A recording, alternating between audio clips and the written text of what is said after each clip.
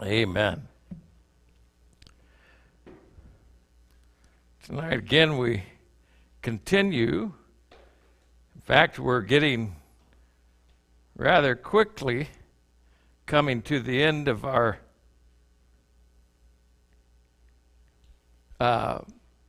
book, not just a chapter. We're getting ready to come to the end of the book. In this one, we're going to be looking at the 30th chapter. And in this portion, of course, this is our 34th message in this. This is David's Exile, part 11, and it is back to Ziklag. We're going to be looking at, the way I've broken this down here is we're going to be looking at the invasion and the capture, the terminated tears, the hostile distress, the answer sought, then the act of obedience, the compassion given, the enemy destroyed, the complete recovery, the spoil rule, and then the spoil shared. Now, I know you got all that written down because it's all going to disappear right now. No, you'll see the headings going to come up every time. Okay, so don't worry about having to write it all right down this second. Previously, we had left David where he had been delivered by the hand of God. Really, if you remember, he was in a real dangerous spot where he thought they were going to have to go up with the Philistines and fight against Israel. But God precluded him from having to do that, so God delivered him. They rejected him from being among their fighting force.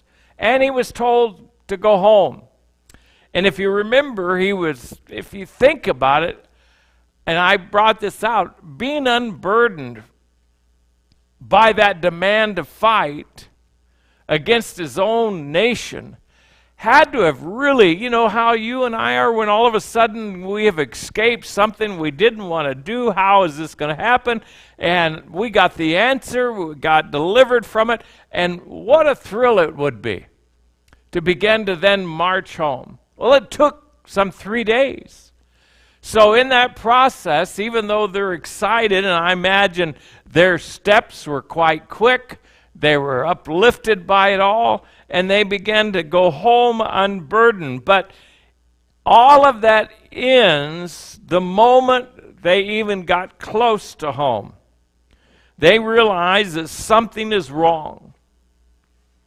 Maybe it is that before they were a long way off, they saw the smoke still billowing up from those homes.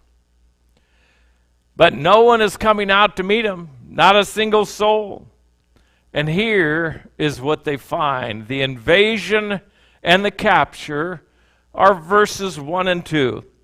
And it came to pass, when David and his men were come to Ziklag on the 3rd day, that the Amalekites had invaded the south and Ziklag, and smitten Ziklag, and burned it with fire. So understand the Amalekites didn't like the Philistines either, so they're in there attacking what they think is Philistine area, and they did do that.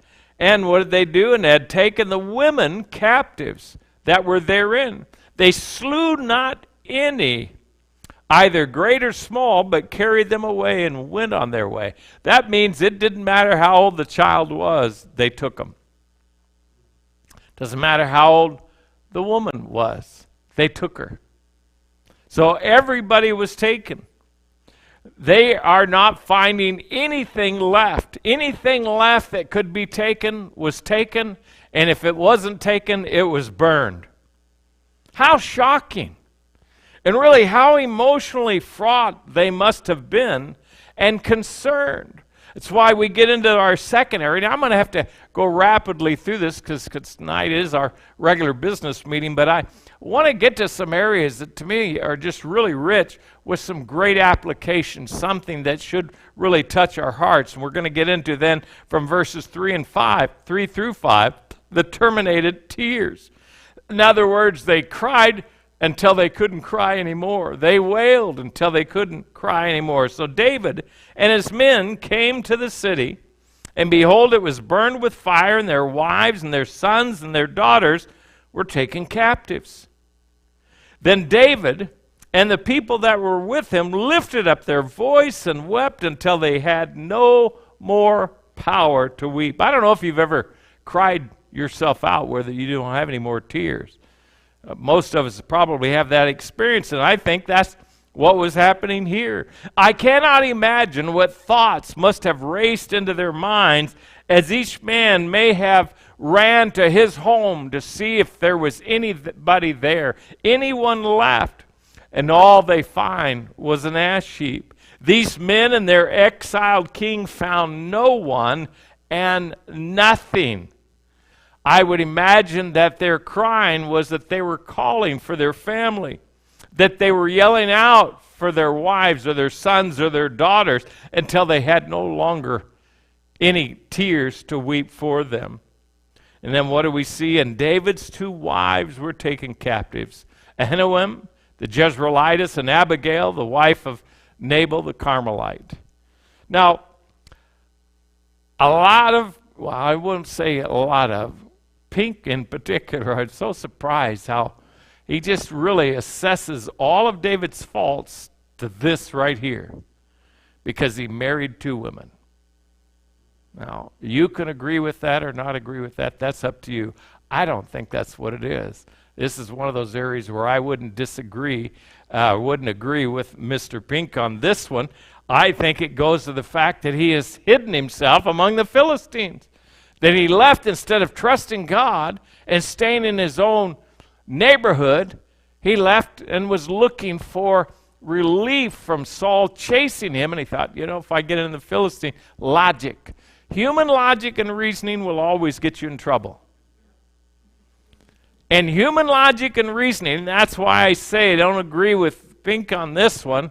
I can appreciate what he said, and but there's nothing in the scriptures to say any more against what I'm saying or for what I'm saying, and just the fact that, listen, it became personal. That's what was happening here, that all of a sudden, David his family has been taken.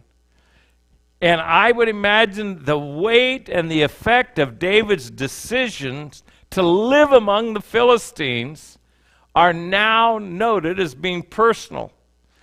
No one's exempt from trouble, but David is now troubled greatly. Remember, just the fact that they were amongst the Philistines and he was trying to buy the benefit or the encouragement from the king, the respect from the king. He was doing things, lying to him, and he got himself in trouble that way. The things that he was saying. But all of a sudden now, his problems seem to expand into another direction. He got free from that problem. What does he do? He gets right into the middle of another problem. Now he gets into that problem. Everybody's gone. Everybody's taken captive. Problem isn't over with David. It's going to get even worse. That's why we talk about the hostile distress in verse 6. And David was greatly distressed. Now, you would think it would say because his 2 wives were taken. But it doesn't. It says David was greatly distressed, for the people spake of stoning him. Why? Because the soul of all the people was grieved. You know what that word, the root word there, has to do with bitterness. And a lot of times we don't realize if bitterness creeps into your life, it makes you do some irrational and ugly things. Bitterness is dangerous to us. Don't allow yourself to become bitter. Anyway, because every man was grieved, every man for his sons and for his daughters. But now notice too what happened. But David encouraged himself in the Lord his God. The men were all driven with this emotional bitterness towards David. He was, after all, to blame. He was the leader. He was the one that directed them and gave them these orders. And they followed him. So they actually thought about stoning him. They pointed to him as the problem. The pitch of rage was rising so loudly that David could hear it. It put him into a state of despair. So what did he do? The smartest thing he's done so far. He went to the Lord. He encouraged himself in the Lord.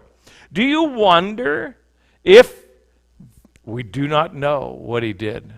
We do not know how he did it.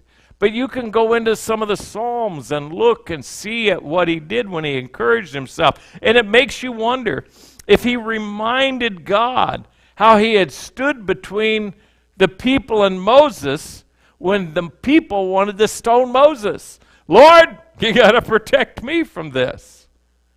Or maybe he began to rehearse God's anointing, God's empowerment, and God's promise to him as the king.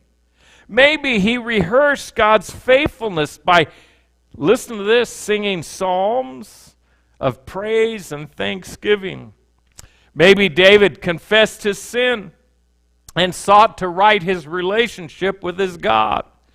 David may indeed have even encouraged himself in the Lord through his music, singing of God's sovereignty, mercy, and the Spirit's ministry.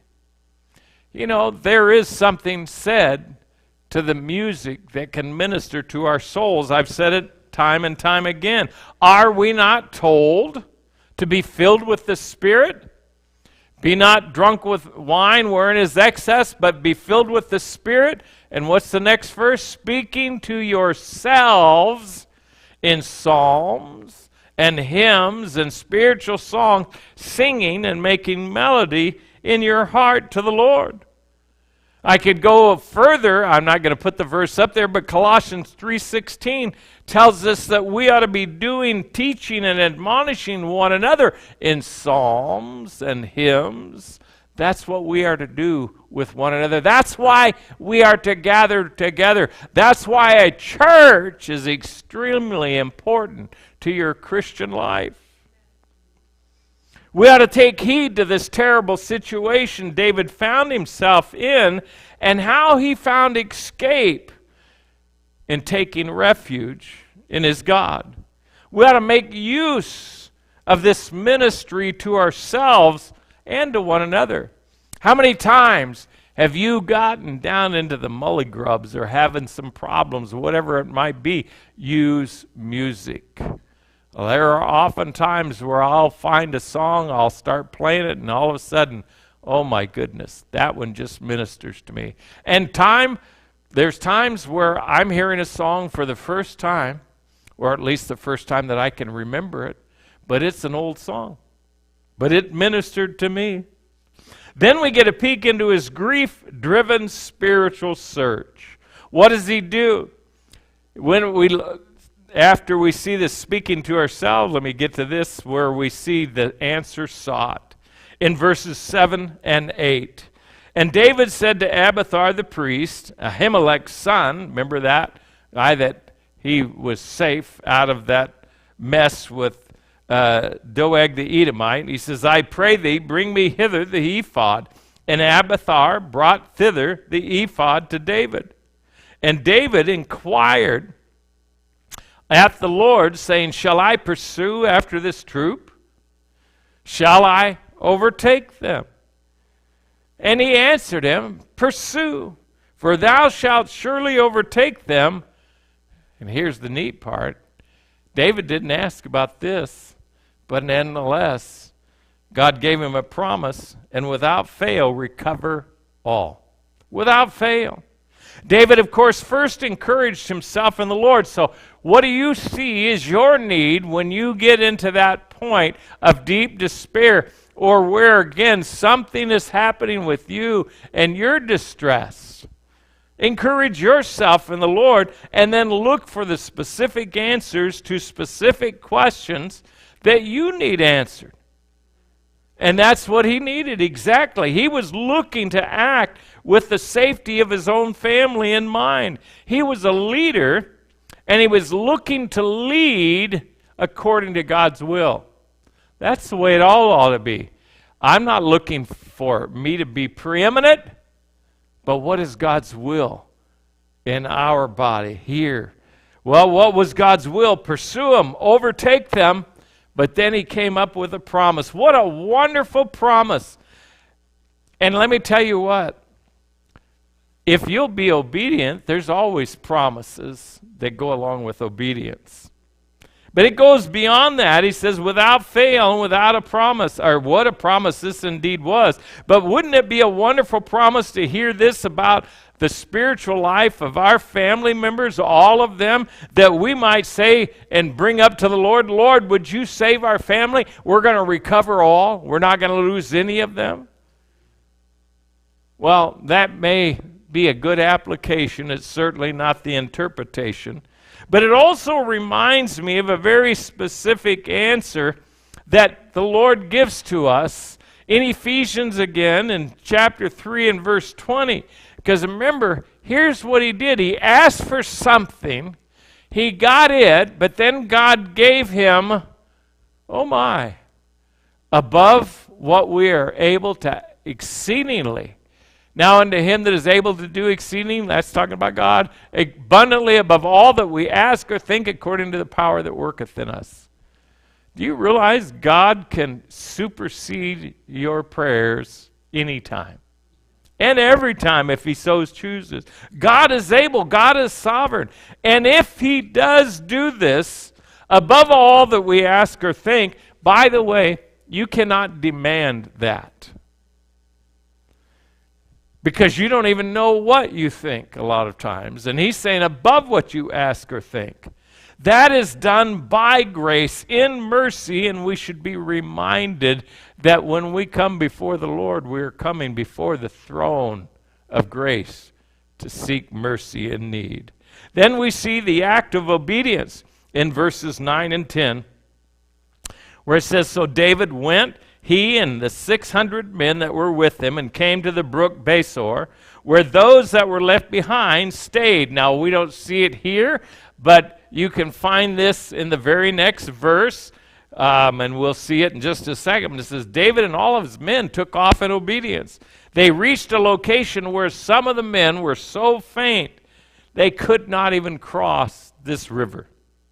Verse 10 says this, but David pursued, he and 400 men, for 200 abode behind, which were so faint that they could not go over the brook Besor. Remember, they were traveling for those 3 days.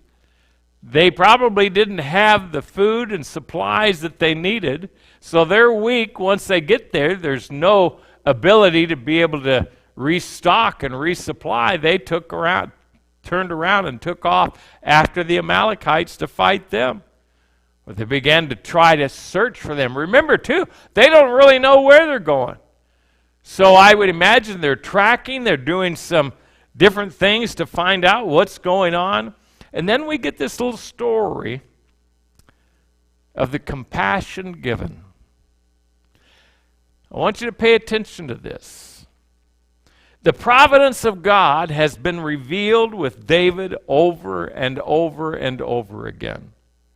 And again, the providence of God is revealed here. God gave them an opportunity to be cruel or compassionate. Listen to me. It's exactly what it is. We're in a time of war. We're in a fearful fright. We got to get going. Our families are out there. And what happens? They found an Egyptian in the field and brought him to David and gave him bread, and he did eat, and they made him drink water. And they gave him a piece of a cake of figs and 2 clusters of raisins. And when he had eaten, his spirit came again to him, for he had eaten no bread nor drunk any water 3 days and 3 nights. And David said unto him, to whom belongest thou? And whence art thou?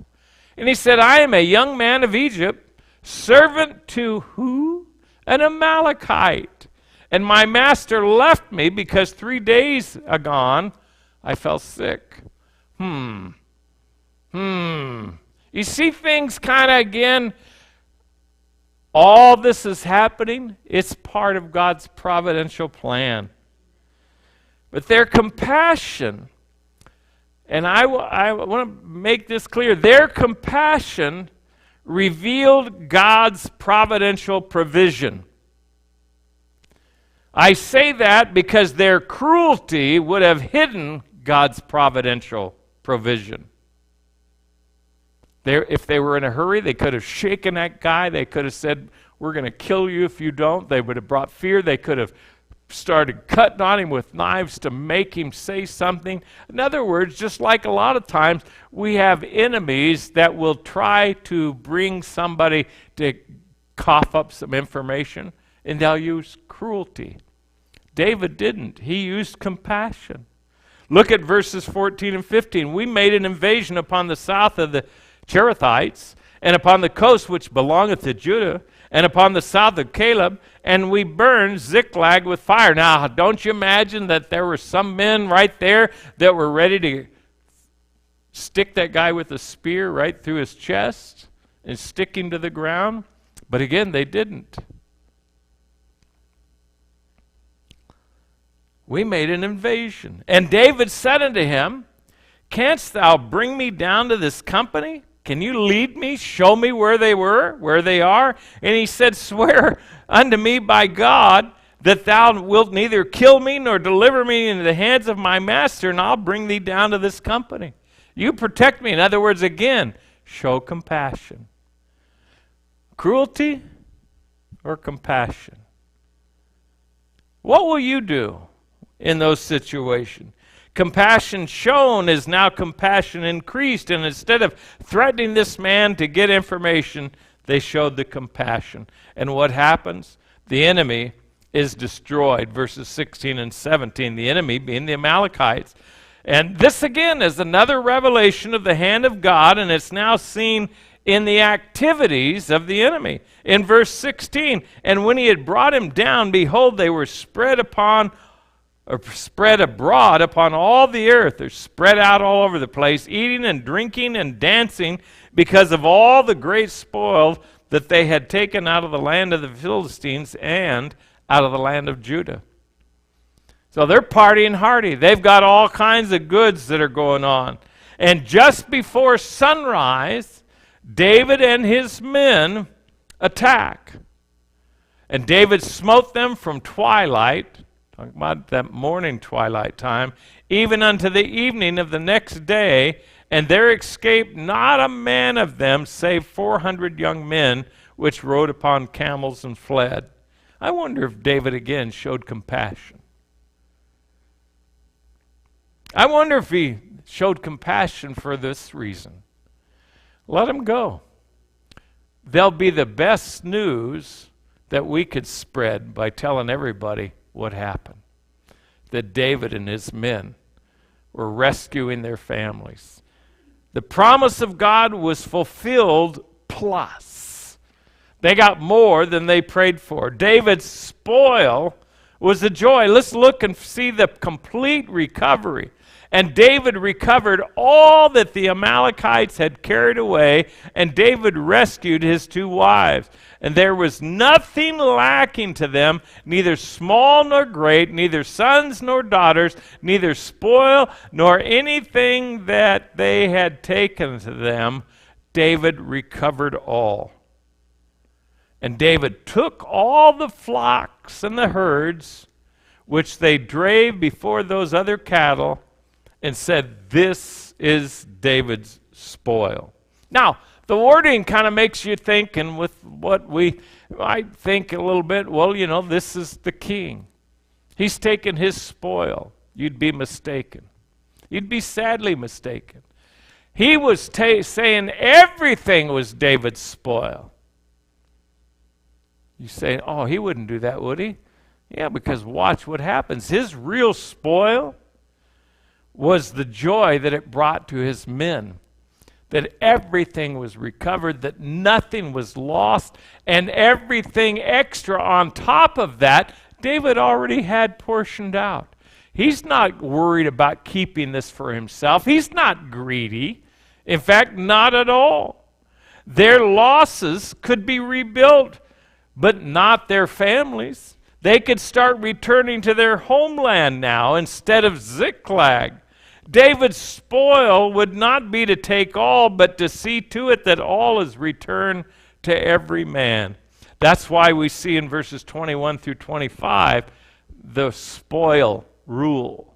A new rule was made up. Let's read it from verse 21 through 25. And David came to the 200 men which were so faint that they could not follow David, whom they had made also to abide at the brook Besor. And they went forth to meet David and to meet the people that were with him. And when David came near to the people, he saluted them. And then answered all the wicked men. All right, wait a minute. Weren't these the guys that had all sacrificed everything to follow after David? Fortunately, this is not a permanent state, meaning they were wicked men of Belial, but their actions certainly were. Because what did they do? Of those that went with David. Why? Because they went not with us. These guys shouldn't get anything. We will not give them aught of the spoil that we have recovered, save to every man his wife and his children, that they may lead them away and depart. In other words, you can get out of here and go away, but you're not getting anything else. Now, then said David, ye shall not do so, my brethren, with that which the Lord hath given us, who hath preserved us, and delivered the company that came against us into our hand. For who will hearken unto you in this matter?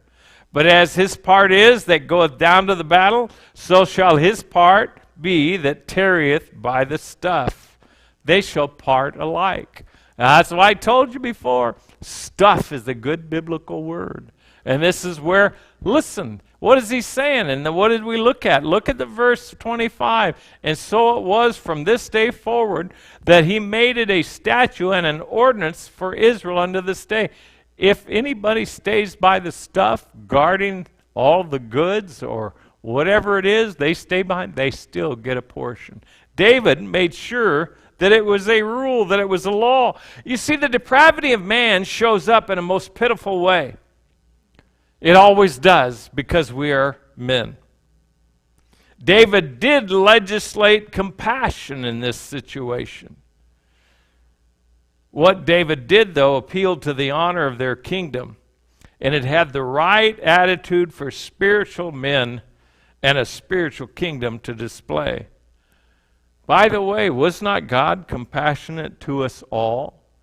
Did he not give us a story about going out and hiring people, and you're going to pay him this many wages, but some other guy got hired right at the end of the day, he gets the same wages and everything? What's fair about that?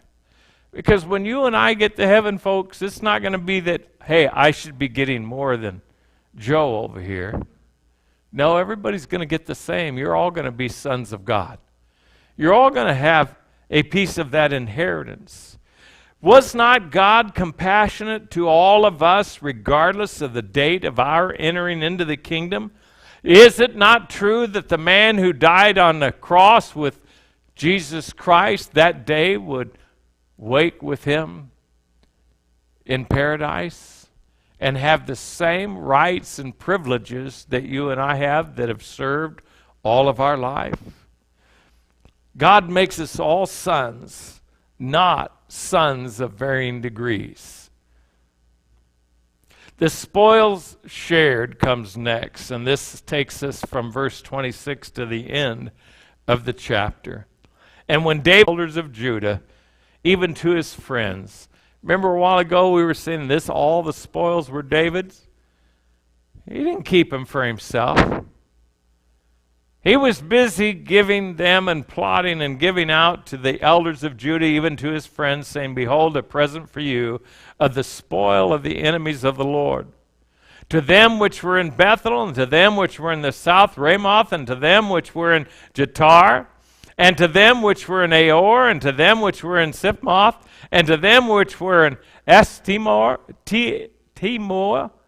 and to them which were in Rachel, and to them which were in the cities of Jerahmeelites, and to them which were in the cities of the Kenites, and to them which were in Hormah, and to them which were in Korashan, and to them which were in Athak, and to them which were in Hebron, and to all the places where David himself and his men were wont to haunt. What does that mean? All the cities where David was hiding from Saul. All the cities and places, no doubt, that probably were sharing things with David, and where David and his men were taking something from them and they were giving back to them. Wherever his men had stayed for any time, they made sure that they repaid their kindness with kindness. They remembered. And that was the kind of leadership that David had. He shared his wealth and is ready to encourage goodwill among his brethren. Every one of those places is where David and his men were hiding or making sure that they were escaping from Saul, but they repaid everybody that had shown them any of that kindness. But this example should be something that speaks to us. That rule became a statute, a rule, a law. But that example should live in us by grace and not by constraint of law. We should do it because God was so gracious to us that we should in turn be gracious to others who have been kind to us as well. Pray that's been a blessing to you tonight, an encouragement. We got through all of those chapters that were here, or that, I should say, all those verses